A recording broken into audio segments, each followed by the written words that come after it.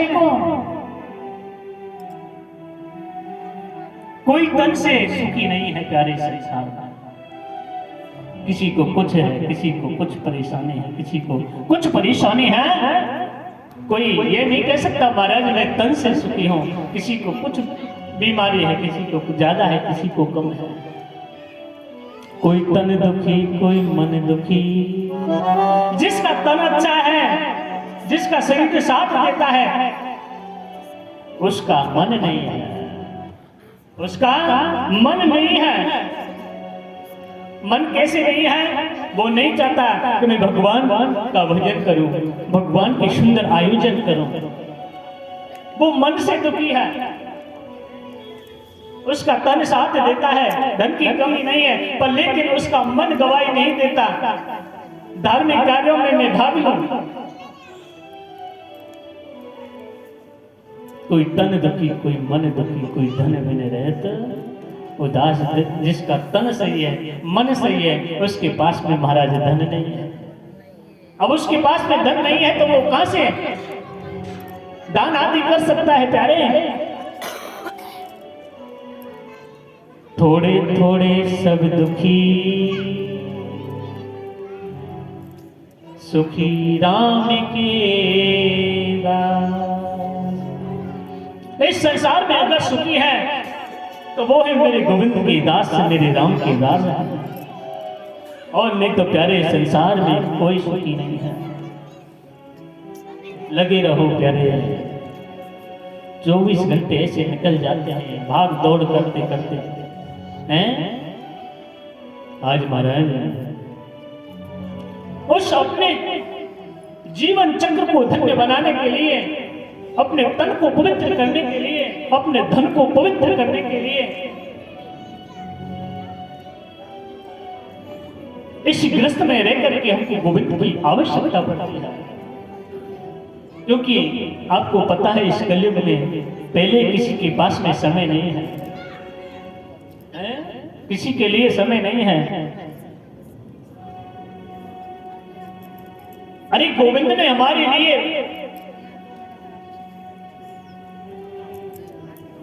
भजन करने के लिए समय भी निश्चित किया है। और वो समय निश्चित कितना किया है? कम से कम 6 घंटे 24 घंटे में से आप 8 घंटे सो जाइए, 8 घंटे काम करिए, उनमें से थोड़ा समय बचा करके भगवान का 6 घंटे तो हमको भजन करना है। अरे महाराज 6 घंटे कौन बैठे? 6 घंटे बैठने का तो समय की बात क्या, टाइम नहीं मिलता है। बैठना तो दूर है, बैठा तो 1 घंटे भी नहीं जाता है।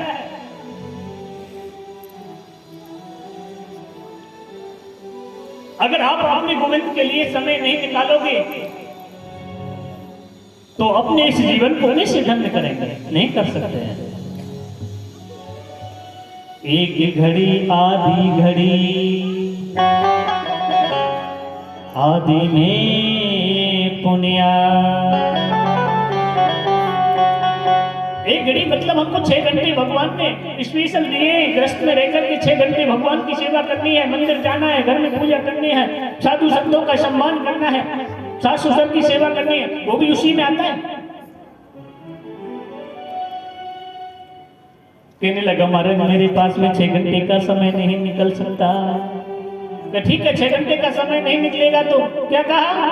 एक घड़ी आधी घड़ी। आधी घड़ी का मतलब 3 घंटे तो निकाल लेना 24 घंटे में से। फिर भी नीचे को गर्दन करके कहने लगा महाराज बिल्कुल नहीं निकलेगा 3 घंटे का भी समय है। अबे 24 घंटे में से आपके लिए 3 घंटे का समय नहीं निकलेगा। तो मेरे गोविंद कहने लगे एक घड़ी आधी घड़ी, आधी में पुण्या। पुण्यात का मतलब कितना हो गया? 1.5 घंटे हो गया। 24 घंटे में से 1.5 घंटा तो आपको निकालना है। अरे महाराज कलयुग में तो बस की कौन है? कलयुग में तो बस की नहीं है 1.5 घंटा भी बैठना।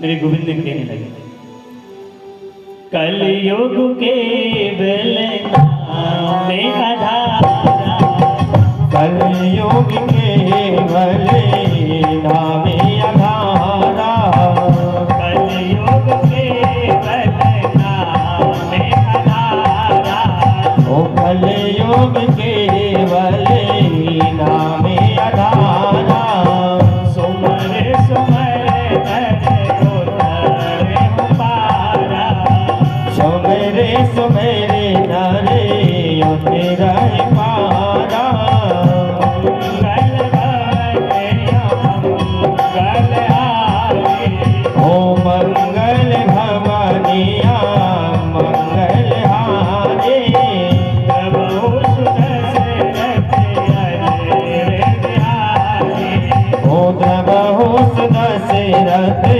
अजय बिहारी, प्रभु दशरथ अजय बिहारी। क्या कहा प्यारे?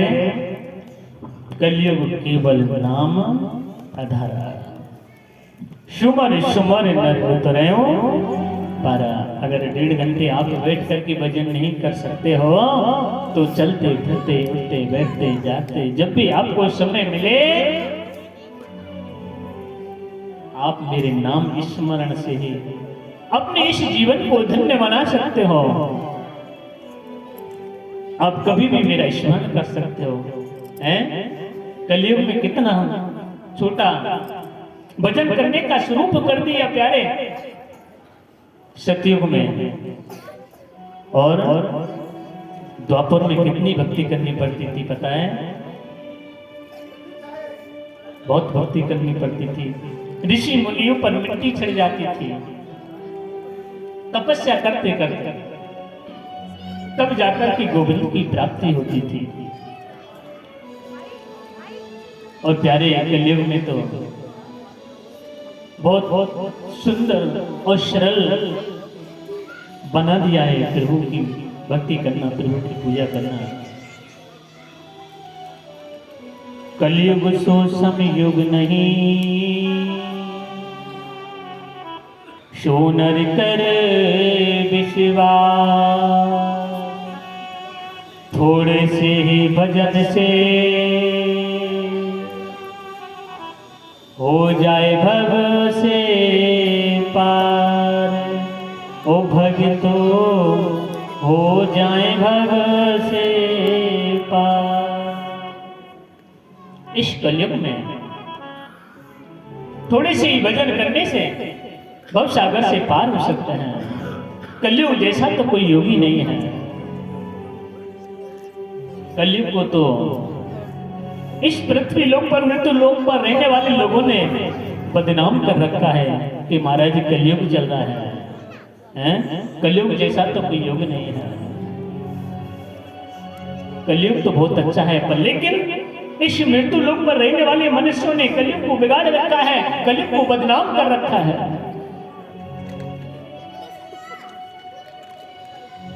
खुद इंसान गलत मार्ग पर जा रहा है, उल्टे सीधे कार्य कर रहा है और कलयुग को दोष दे रहा है। आज महाराज कहने लगे कि देखिए कबीरा सब जग निर्धना, धनवंता नहीं को, धनवंता जो जानिए जाके राम नामे धन हो। प्यारे कबीरा सब जग निर्धना, धनवंता नहीं कोई। इस संसार में मेरे गोविंद के लिए सब निर्धन ने एक समान भेजा है। इस मृत्यु लोक पर, इस भूलोक पर कबीरा सब जग निर्धना, धनवंता नहीं कोई। और अगर धनवान है तो वो कौन है? पैसे से धनवान नहीं हो सकते आप, बंगला गाड़ी खरीदने से धनवान नहीं हो सकते आप, अगर धनवान माने जाओगे तो कैसे माने जाओगे? धनवंता सोई जानिए, जाको राम नाम धन होए। ओ कन्हैया राम नामे धन होए। जिसके पास में राम नाम रूपी टिकट नहीं है, प्यारे रास्ते में सफर करते हुए लोगों आपको पकड़ लिया जाएगा, आप यात्रा नहीं कर सकते। अगर आपने धन रूपी टिकट एकत्रित किया है, राम नाम रूपी धन एकत्रित करके रखा है, तो आप यात्रा कर सकते हो। नहीं तो चलती गाड़ी में से आपको खींच लिया जाएगा और वहां पर वही सबसे बड़ा धनवान है। इस संसार में हम एक दूसरे के दिखाने के लिए धनवान बन सकते हैं, पर मेरे गोविंद को दिखाने के लिए हम धनवान पैसे से नहीं बन सकते। राम नाम रूपी धन से ही हम भगवान को प्रसन्न कर सकते हैं। मेरे गोविंद के पास में धनवान की आवश्यकता नहीं है, बंगला पैसे गाड़ी वालों की आवश्यकता नहीं है, उसी तो मेरे प्रभु की भक्तों की आवश्यकता है। मेरे गोविंद का जिसने भजन एकत्रित किया है, ज्ञान एकत्रित किया है, दान आदि एकत्रित किया है, उसकी आवश्यकता है। आज महाराज कहने लगे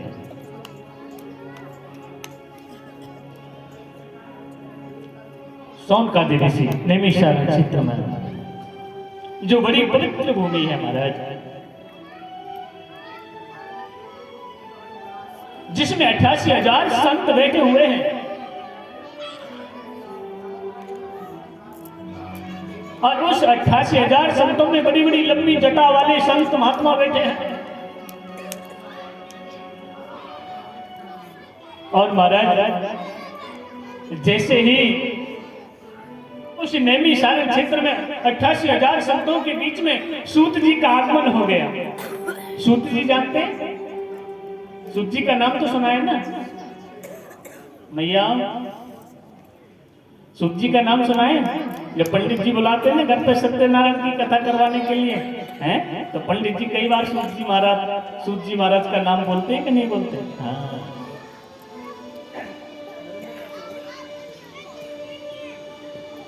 आज सूत जी महाराज को देख करके और सभी 88,000 संत खड़े हो गए, इतनी इतनी लंबी जटाएं वाले संत खड़े हो गए, हाथ जोड़कर प्रणाम करने लगे। आइए सूत जी महाराज, आइए आइए पधारिए। अपना अपना आसन छोड़ दिया। सूत जी सोनकादि ऋषियों से सतग्रस्त ऋषि उनसे प्रार्थना करने लगे, नहीं महाराज आप बैठिए बैठिए, आप मुझे देख करके खड़े हो गए, आपकी उम्र तो देखो, मेरी और उम्र देखिए और आपकी उम्र देखो, सतग्रस्त ऋषि जितनी, और आप मुझे देख करके खड़े हो गए। सोनकादि ऋषि कहने लगे सूत जी महाराज से, महाराज आपने क्या कहा? आपकी उम्र देखिए, हमने उम्र देख करके आपको प्रणाम नहीं किया है, आपकी आयु देख करके हमने आपको प्रणाम नहीं किया है। हमने प्रणाम किसके लिए किया है? धन वृद्धा बल वृद्धा आयुर्वृद्धा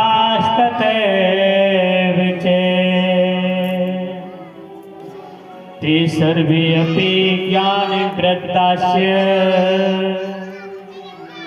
किंकिराशेष किंकिरा। धन वृद्धा, हमने आपके धन के लिए नमस्कार नहीं किया। देखिए सोनकादि ऋषि क्या कह रहे हैं सूत जी महाराज से कि आप धन में बड़े हो इसलिए नहीं नमस्कार किया है। हाँ महाराज मेरे पास में है भी क्या है? एक धोती है। हाँ तो देखिए, धन वृद्धा बल वृद्धा, ना आप हमसे बल में बड़े हैं ना आयुर्वृद्धा ना ही आप हमसे आयु में बड़े हैं, उम्र में बड़े हैं, पर लेकिन आप किस में बड़े हो पता है? इसलिए हमने नमस्कार किया है। ते सर्वे अपि ज्ञान वृद्धास्य, क्योंकि महाराज आप ज्ञान में बड़े हो। हमने आपके लिए नमस्कार नहीं किया, हमने आपके ज्ञान के लिए नमस्कार किया है। ते सर्वे अपि ज्ञान वृद्धास्य किंकरा शिष्य किंकरा, और जो ज्ञान में बड़ा होता है हम उसके लिए बारंबार प्रणाम करते हैं। सूत जी महाराज, हमने आपकी आयु नहीं देखी, आपका बल नहीं देखा, आपका धन नहीं देखा, हमने आपका ज्ञान रूपी जो सरोवर आपके इस मन में बसा हुआ है, हमने उसके लिए नमस्कार किया है। आज महाराज सूत जी महाराज को आसन दिया, बैठा दिया, और शौनकादि ऋषि कहने लगे सूत जी महाराज से, कृष्णम प्राप्तिकरम शाश्वत साधनम तद्धाधुना। कि ये बताइए महाराज कि कृष्ण की प्राप्ति कैसे हो सकती है। आज महाराज धन्य हो गए। आपके लिए 10 मिनट का ब्रेक है। 10 मिनट में आप जब तक चाय पी लो, पहले लेट आए आपका, आज तो कोई बात ना है, आप थक गए हैं। हाँ, चाय बन गई है आपके, 5 मिनट 10 मिनट का आपके लिए लंच है। आप जल्दी से चाय पी के पुनः अपने स्थान पर बैठ सकते हैं।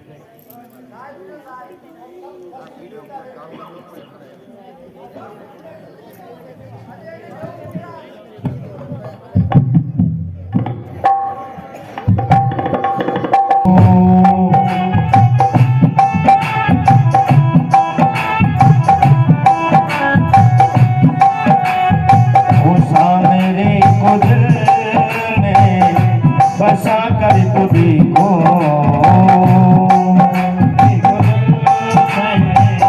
बसा कर तो देखो, ओ बार वृंदावन आकर तो देखो,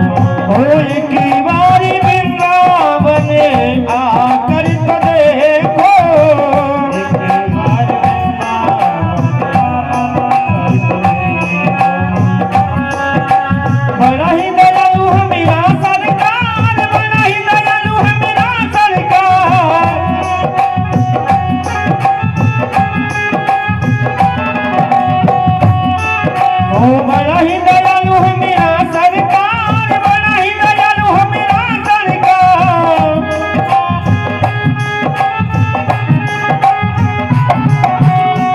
एक बार वृंदावन आकर तो देखो, सामने को दिल में बसा कर तो देखो।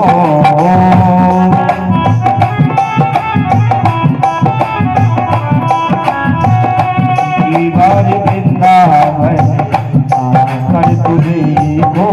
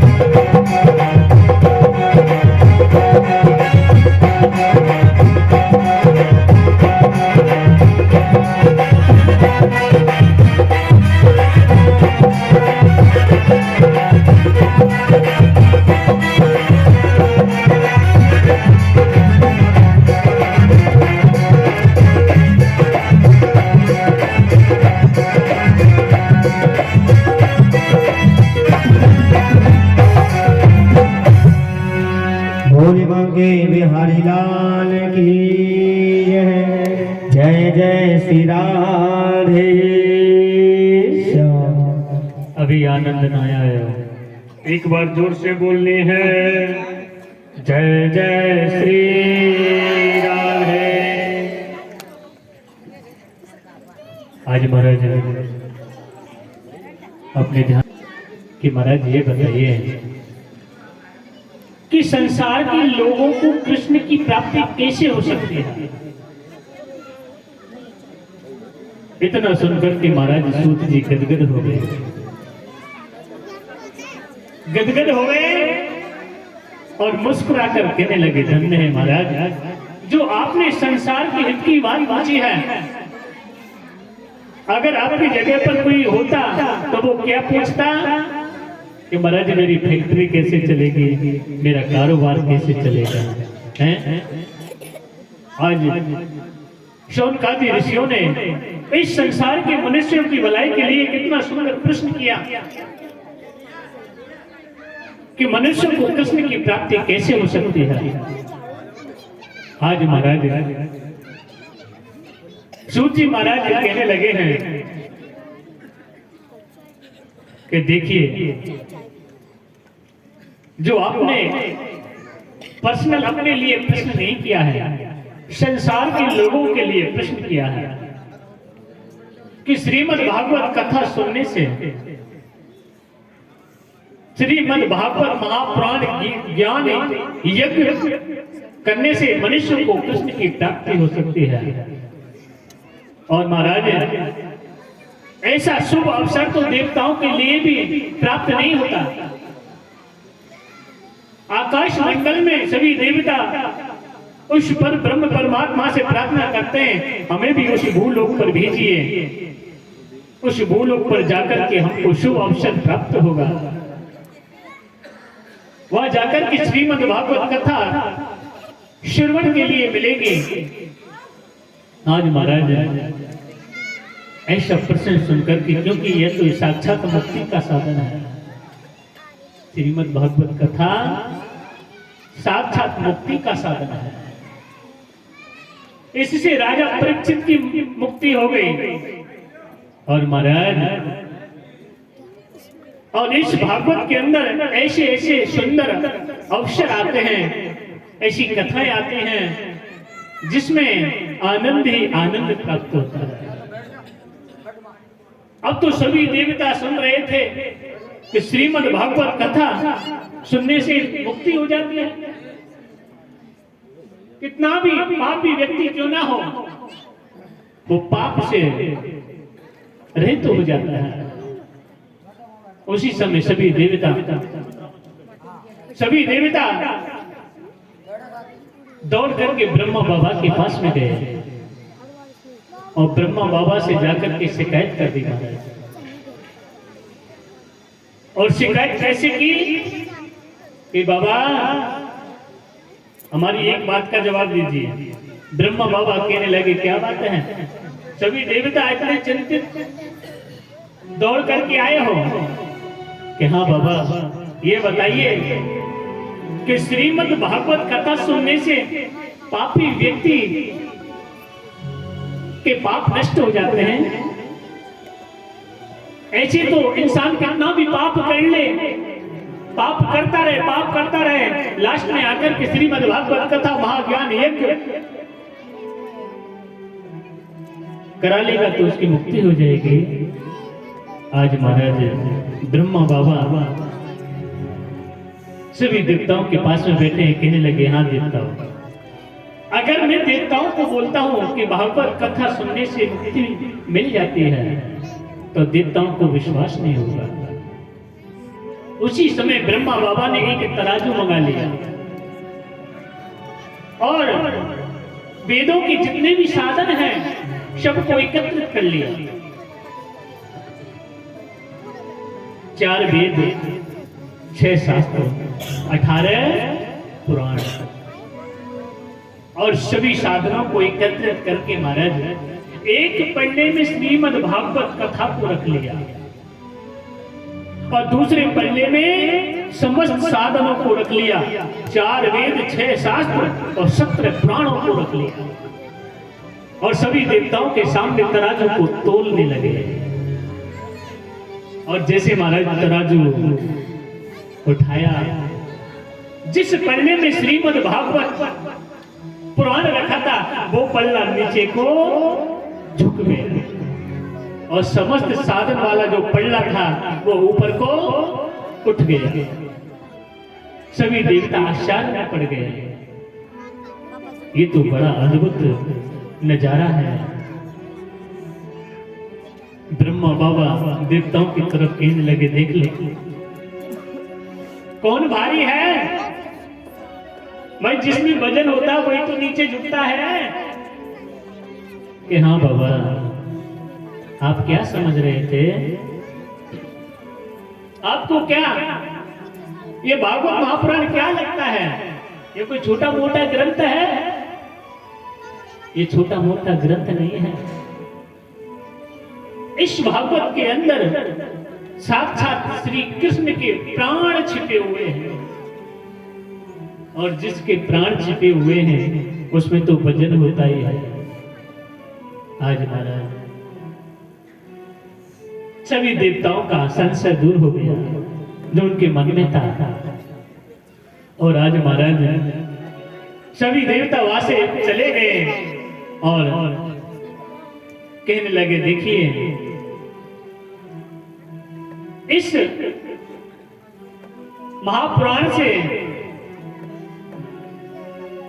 सुनने से पापी व्यक्ति अगर सुन लेता है उसके पाप नष्ट हो जाते हैं। और अगर सर्प भी एक श्लोक को सुन लेता है तो उसकी सर्प योनि दूर हो जाती है। आज महाराज क्यों, ये तो साक्षात श्री कृष्ण है। सूत जी कहने लगे महाराज एक बार। सूत जी महाराज किसको कह रहे हैं, किससे बात कर रहे हैं माता? अरे मैया सोन का दे ऋषियों से हैं।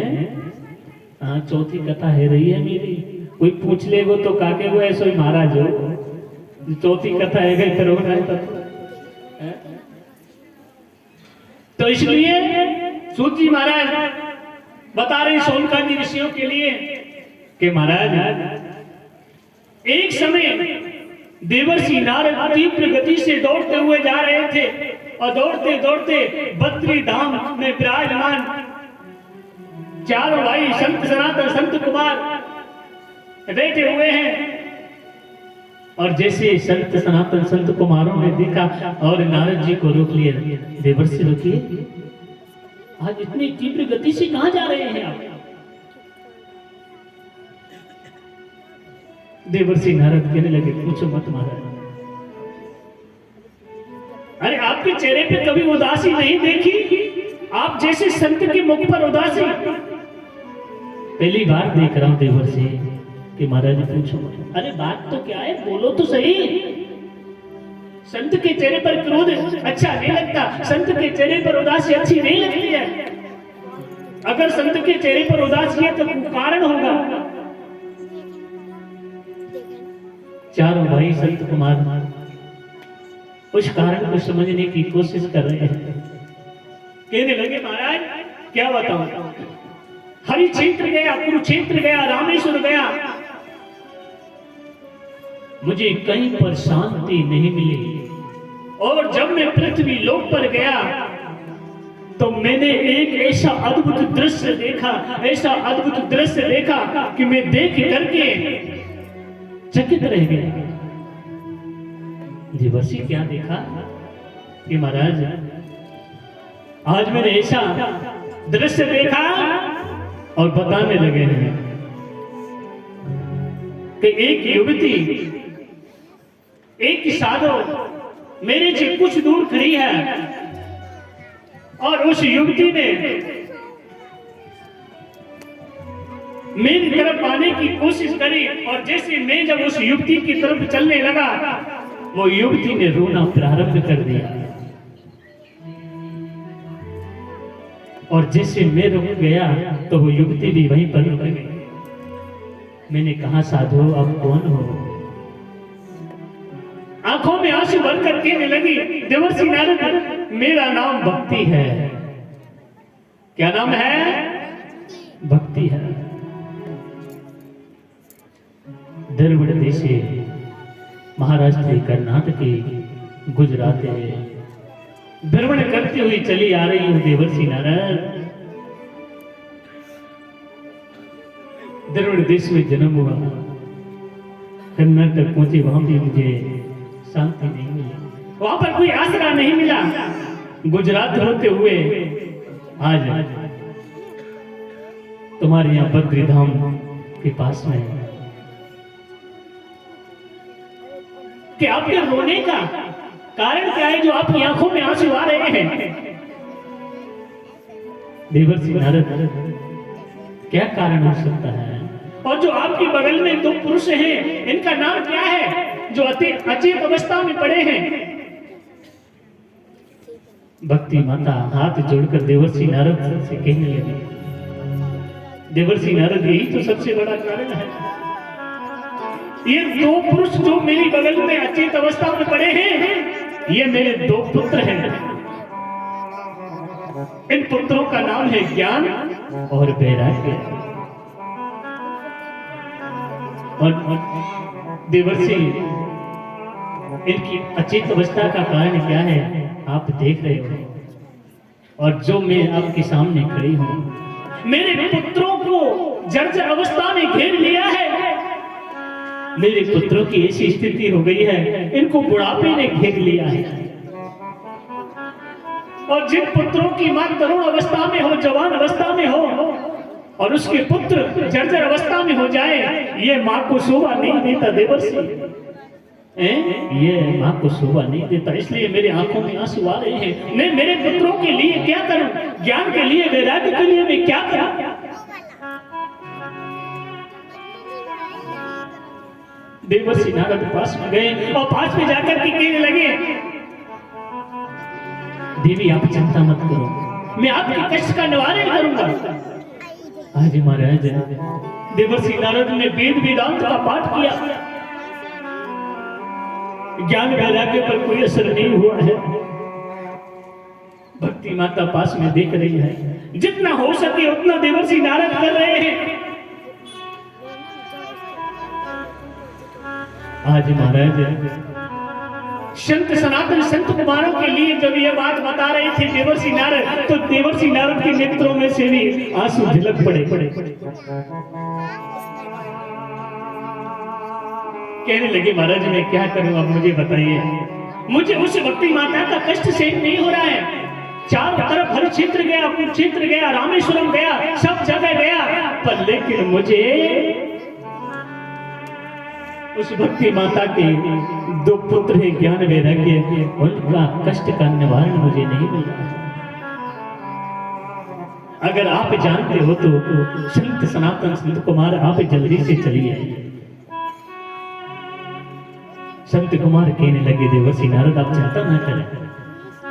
आपने जो कष्ट भरी बात आपके मन में लेकर के भ्रमण कर रहे हो, आप अपने मन को समझाइए और भक्ति माता से कह दो कि अपने दोनों पुत्रों को लेकर के थोड़ा आगे हो आए, इधर से हम जाते हैं। और महाराज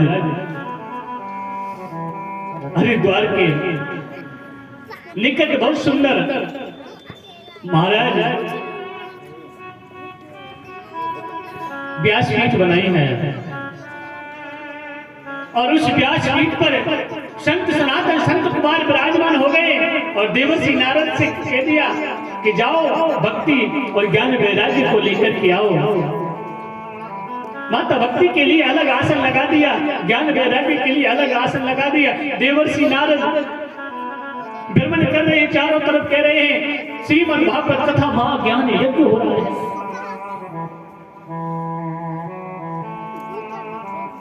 और आप जानते हो जब जहां पर ये हरि की चर्चा होती है ना, हरि का गुणगान होता है, वहां पर हरि के भक्त दौड़ करके चले आते हैं। चारों तरफ आवाज हो गई, देवर्षि नारद कथा करा रहे हैं, देवर्षि नारद कथा करा रहे हैं।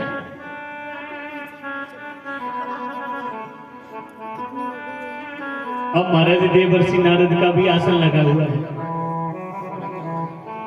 संत कुमार कहने लगे, अगर यजमान कथा कराता है तो अपनी धर्म पत्नी का आसन कहां पर होता है? दाहिनी तरफ होता है।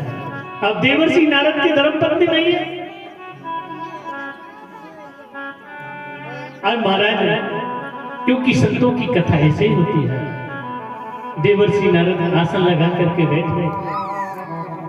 सनत कुमार कथा कह रहे हैं और महाराज सनत कुमार कहने लगे, देखो देवर्षि नारद आपने जो प्रश्न किया तो भागवत के महाज्ञान यज्ञ के अंदर इतनी शक्ति है जिससे भूत आत्मा, प्रेत आत्मा, सर्प योनि सब दूर हो जाती है, नष्ट हो जाती है। आज महाराज शरद कुमार कहने लगे, देवर्षि नारद सुनिए,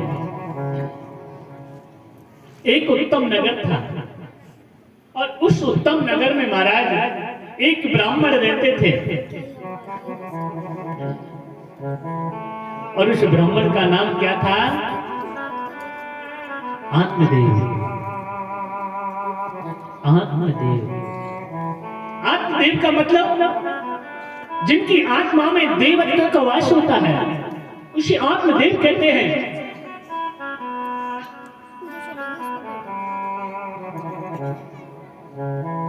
और आत्मदेव ब्राह्मण की पत्नी का नाम क्या है महाराज? क्या नाम है भैया? धुंधली देवी। क्या नाम है? धुंधली देवी। यथा नाम तथा गुण। आत्मदेव बड़ी सुशील ब्राह्मण है, धर्मनीक है, सुंदर है, मितभाषी है और कर्मकांडी भी है। पर लेकिन धुंधली देवी है ना, उनकी धर्मपत्नी जी बड़ी कर्कश वाणी है। कर्कश वाणी जानते हैं? कठोर वाणी। अगर बोले तो ऐसे समझो महाराज मिर्ची छिड़क दी क्या। हाँ, और पंडित जी तो चले जाते हैं कर्मकांड कराने के लिए अपने यजमानों के पास में, हैं? घर पे अकेली धर्मपत्नी धुंधली देवी रहती है। और धुंधली देवी का कैसा स्वभाव है? जब तक 10 पड़ोसियों के पास में भ्रमण नहीं कर लेती है, खाना तक नहीं पचता है। बापाड़ोसन की बापाड़ोसन ते जब तक नए के देगी, जब तक तो मन नहीं लगेगो। हैं? किसी किसी में आदत होती है। अब ऐसा पड़ोसी मिल जाए महाराज, हैं? के तो बिल्कुल बराबर भगा की छोड़ेगो। अच्छा पड़ोसी मिल आपके जब, हाँ ये भी मैंने बहुत देखा है। अगर पड़ोसी अच्छा मिल गया ना तो बहुत अच्छा है, बड़े प्रेम से निकल जाएगा समय। और पड़ोसी खराब निकल गयो ना तो सुबह सुबह माथों फोड़ना पड़ेगा पड़ोसी को। तू इनको झाड़ू दे के चली गई है, तू कजूरे को मेरी तरफ करके चली गई, तू ऐसा कर गई, ऐसा कर गई। और धुंधली देवी महाराज, धुंधली देवी का क्या काम है? धुंधली देवी का भी यही काम है, हैं? जाके घर में आग ना लगे तो आग लगाया, हैं? और जैसे समय का पता चल जाता, पंडित जी आने वाले होंगे पूजा पाठ करा के, बातें 1 घंटा पहले घर में आके और दरवाजे पे खड़ी हो जाती हैं हाथ जोड़ करके, हैं? पंडित आत्मदेव आते हैं, हाथ जोड़ करके खड़ी हो जाती हैं। आइए आइए आइए प्राणनाथ, आइए स्वामी। हो बड़ा स्वागत सत्कार हो रहा है। सत्यन सुइया के बाद में इनका ही नंबर है क्या?